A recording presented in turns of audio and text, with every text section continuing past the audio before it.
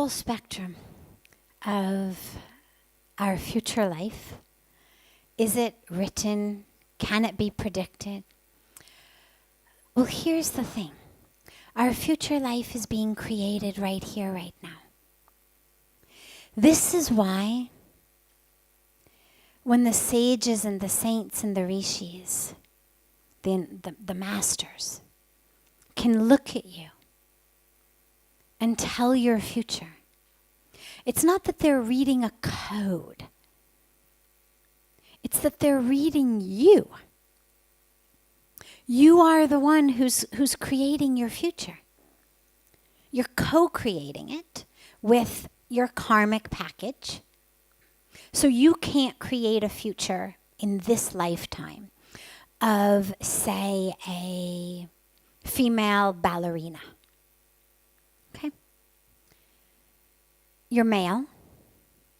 And even should you go through, a gender change operation, you're a little bit on the advanced age level to go back and to become a, female ballerina. I'm never going to become a superstar basketball player.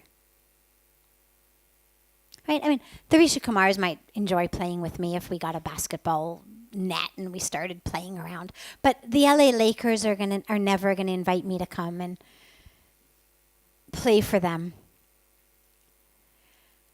Even if I had a gender change operation, even if I practiced, again, I'm a little bit of advanced age to start that type of thing. I mention these sort of far out examples because when we talk about being able to do anything, it's really not exactly true. It's mostly true. It just has to take into consideration your karmic package. You cannot fly. You are not a bird in this lifetime.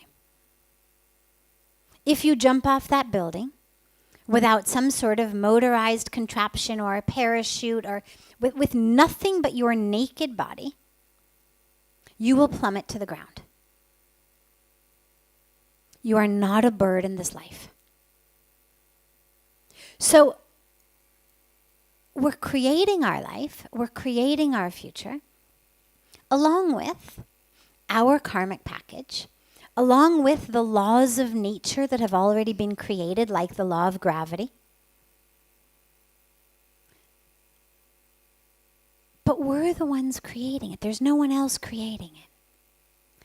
And so if you have the technology, whether it's a technology that you've gotten through meditation and sadhana and enlightenment, an inner technology to be able to see, which is how it's always been done. This is why people go to the gurus and the saints and they say, tell me my future. People ask, does Puja Swamiji read hands? And I would say, he reads hearts. He doesn't have to look at your hand. I mean, sure, if you want him to look at your hand, he will, but he looks at you and he knows. Because they have access to that. Now, is there a way for modern advanced quantum science to replicate what the sages and the saints and the rishis are able to do through meditation? Possibly. I don't doubt that. I don't doubt that if not today, at some point there's going to be a way for outer science to get at what inner science can do. I'm not sure we're there yet. I haven't heard of anybody quite being there yet. But I would, I'm not against the idea that might happen at some point. Science is moving pretty quickly. And this really is a science. There is something they are seeing. There is energy. It's like, for example, if you didn't know about sound waves or frequency, and you stood 15 feet away from a dog, and you blew one of those whistles that humans can't hear, that's a frequency that only the dog can hear, and the dog starts to go crazy. But if you were doing it as a trick for someone who didn't know about frequency and sound waves, they would think it was magic. Absolute magic. There's no sound coming out of that whistle. And you could, you pull their leg. You could say, look, I've trained this dog so well that when I put the whistle in my mouth, even though there's no sound, even you can hold his face facing the other direction. He can't even see me. I've trained him so well. Look at this magic. I put the whistle in my mouth. My dog goes crazy. He's not even looking at me. And if you didn't have access to the science of frequency and sound waves, that really would seem magic.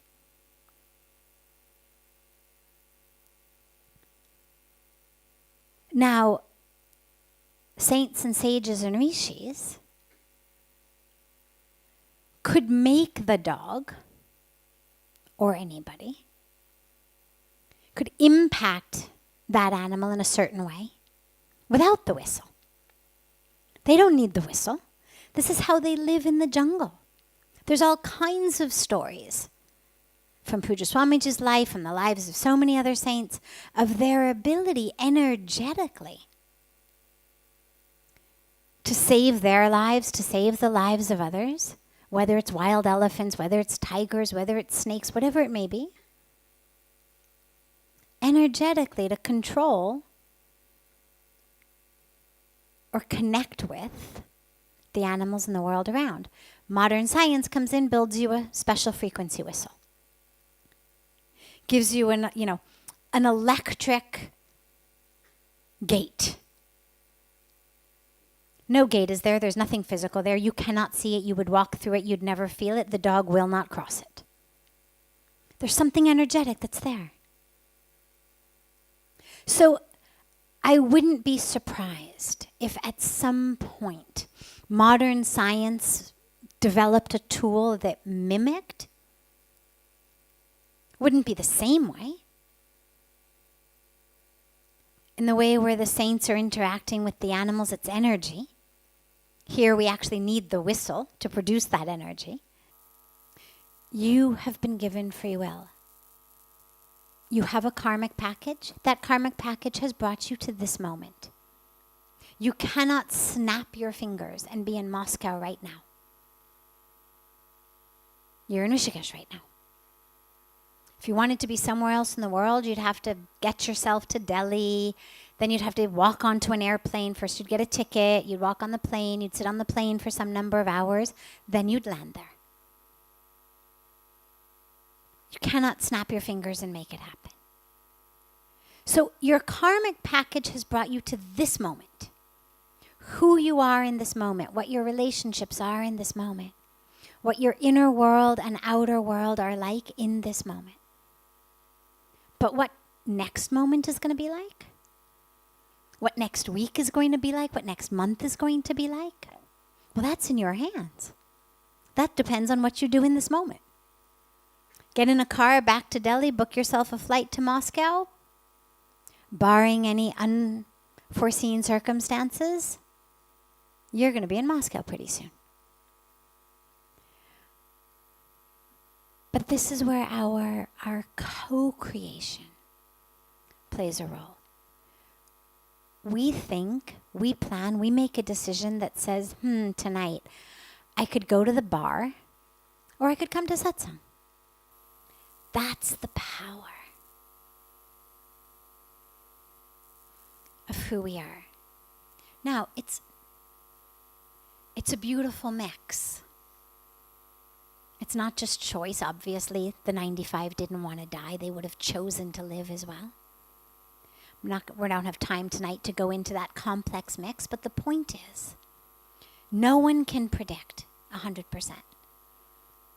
If you give a computer, or the CIA, the KGB, or their computers, the information that you've come down with this illness, they're going to say he's going to die. Why? Because you've got a 95% chance to die. Doesn't mean you're going to die. Means 95 out of 100 people with the illness die. Doesn't mean you will. Because it's not just matter and nature. So the earthquake, yes. Gravity, yes. Fire, yes. Water, yes. Aging, yes.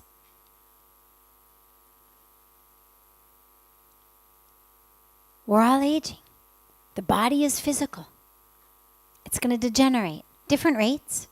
There's a lot you can do to stay healthy and strong, but nonetheless, it's degenerating. At a relatively predictable rate. In relatively predictable ways.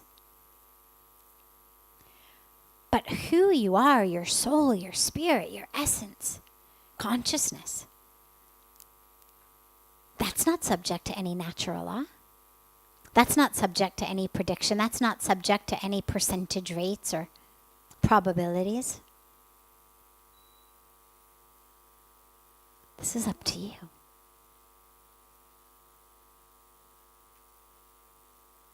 Hundred people get on an airplane. Or 100 people show up at the airport. 2 of them find themselves in India. The other 98 went somewhere else. That was something from within that brought you here. You're using that. You're using that free will. It's going to keep taking you exactly where you need to go. Don't worry about any CIA or KGB or what they can predict. Or they'll let you know when there's going to be an earthquake. Other than that, just stay on your spiritual path. And the key is developing the power over my free will. So how do I act really out of freedom rather than the way my parents did, the way my habits are, the way that my culture says? That's free will. And that's what we need to use our power for. Yeah, I've smoked every day of my life for the last 35 years, but I'm not going to smoke anymore. That's free will. That's freedom. Harnessing that power. I've been anxious and nervous and depressed and full of my ego for the last 50 years of my life. I'm not going to do it anymore. I'm going to work on seeing the divine wherever I go. I'm going to stay focused on my consciousness, on my soul. I'm going to identify as that. That's freedom. That's the freedom we have.